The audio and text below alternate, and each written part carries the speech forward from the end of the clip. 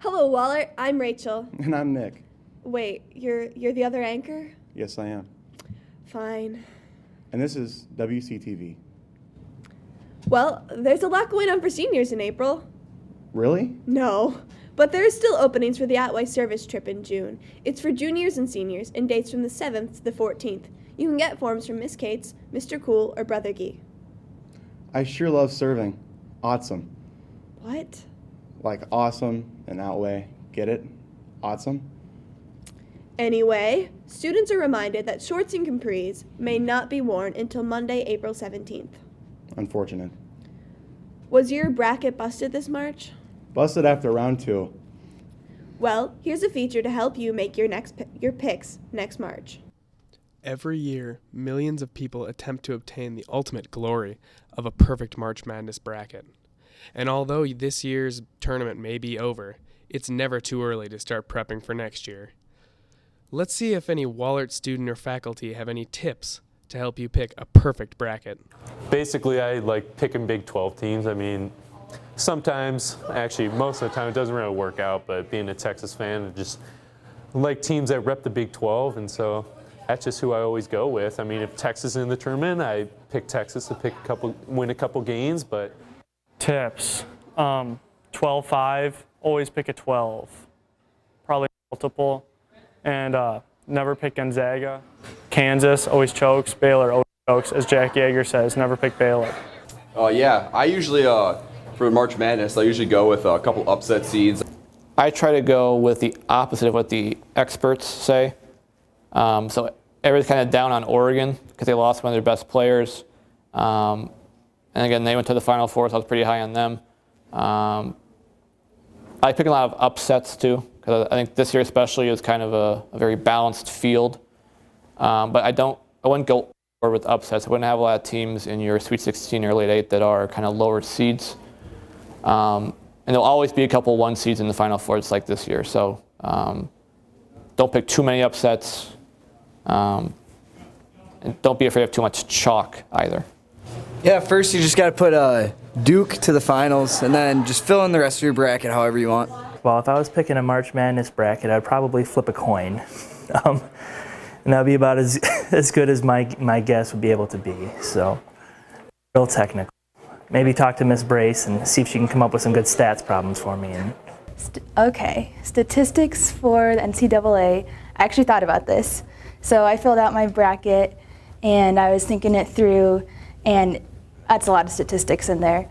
So basically I narrowed it down to 50-50 for each one. So the odds of actually picking the correct bracket are super small.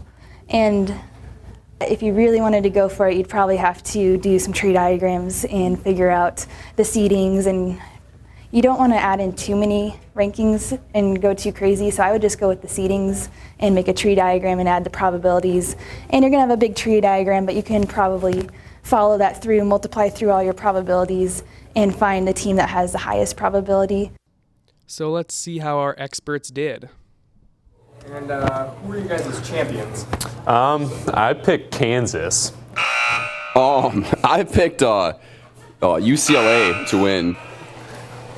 I had Villanova winning it.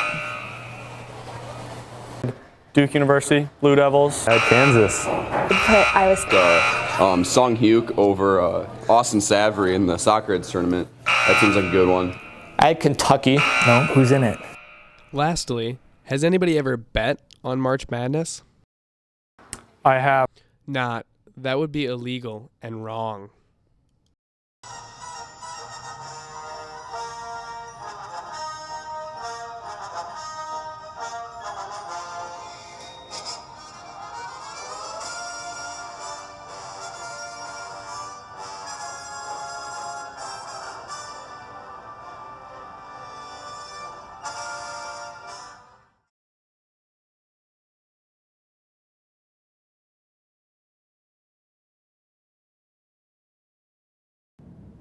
I love sports, and I don't care who knows. Speaking of sports, Wallert's own Mr. Smith has something to say. Hello, Wahlert students. If you do not know who I am the teacher that has all the good stories and teaches multiple AP classes just to, help myself get as much sleep as possible, I guess. I am also coaching football. I've coached it the last few years, and we are in the market for football managers. We are looking for people to help us out on the sidelines, right? We're not going to put pads on you. We're not going to make you do all the drills. You're basically going to come out to the field.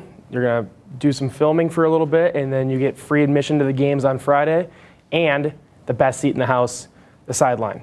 So you get to hang out on the sideline with some of the players, not to mention 2 extra perks. Sir, back there. Come on up. Me? Yes, you. Oh, wow. Come on down. Is that on? Yeah, it is. I want to ask you a quick question. You know the service hours you have to get to fulfill graduation requirements? Oh, yeah, wow. Those are real tough to get. Those are real tough to get.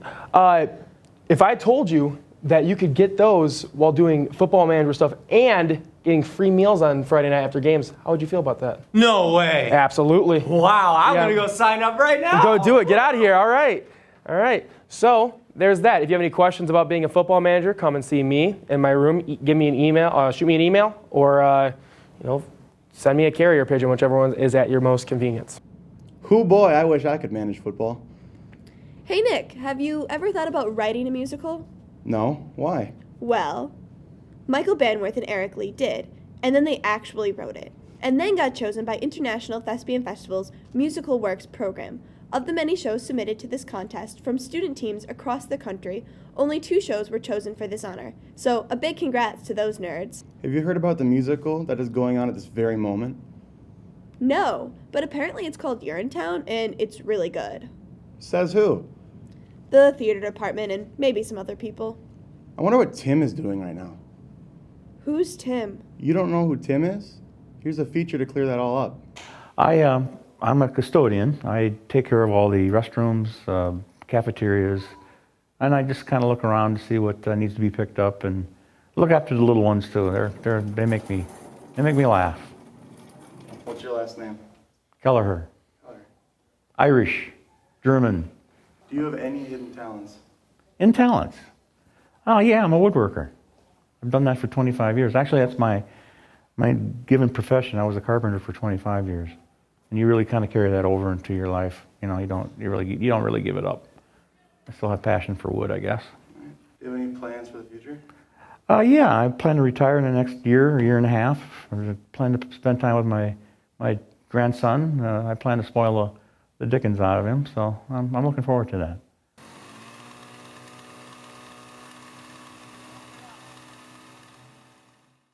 What a talented Tim. You bet.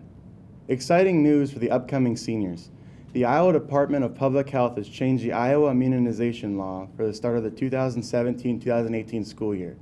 This change requires that all students entering the 12th grade have a meningococcal vaccine before school starts this fall.